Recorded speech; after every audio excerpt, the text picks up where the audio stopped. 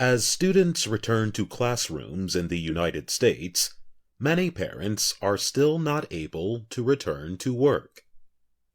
They are finding that after-school childcare programs are in short supply.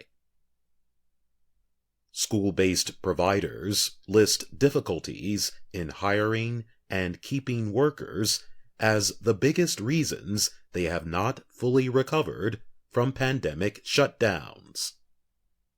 Providers say they are as worried about the situation as the parents who are without childcare. "We're in a constant state of flux. We'll hire one staffer and another will resign.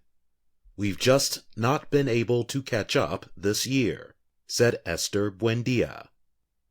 She is Assistant Director for After-School Programs at Northside Independent School District in Texas.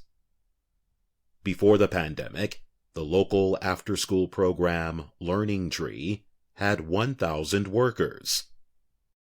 They served more than 7,000 students at about 100 elementary and middle schools.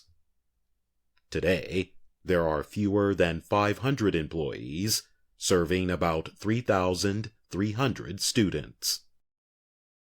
More than 1,100 students are on waiting lists for the program.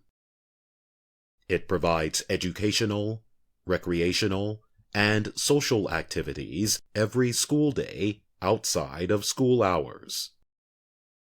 Studies suggest parents, mostly mothers, are staying home for their children because they are unable to find after-school programming.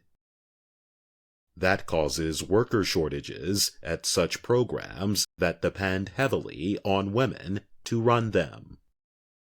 There's no doubt, really, that these after-school programs, the lack of after-school programs, are limiting women in particular being able to re-enter the workforce, said Jen Reinhardt.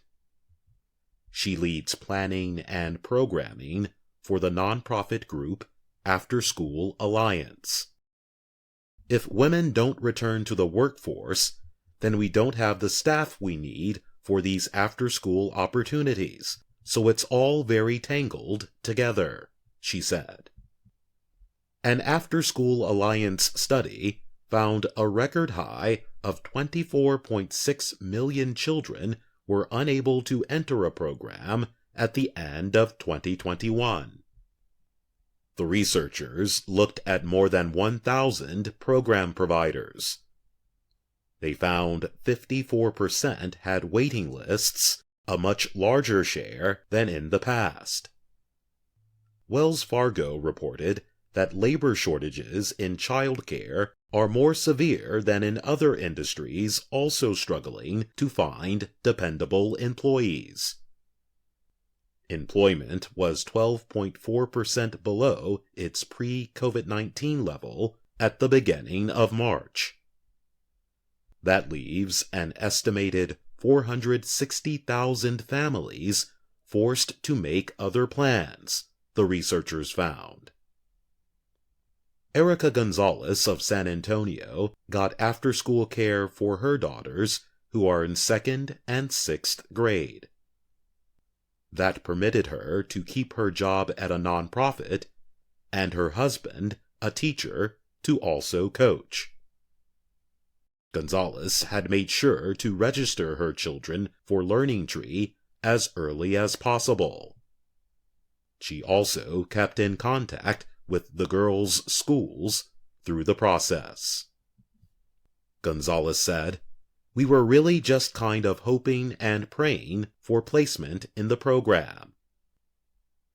The After School Alliance survey found that 71% of programs had taken action to hold on to its workers and appeal to job seekers. The most common measure was to increase wages. In some cases, programs used federal pandemic relief money in the form of child care awards. Some also have offered free child care for employees, as well as extra money or paid time off. Reinhardt described a tremendous unmet demand for after-school and summer programs even before the pandemic. She said the health crisis has made the problem worse. I'm Jonathan Evans.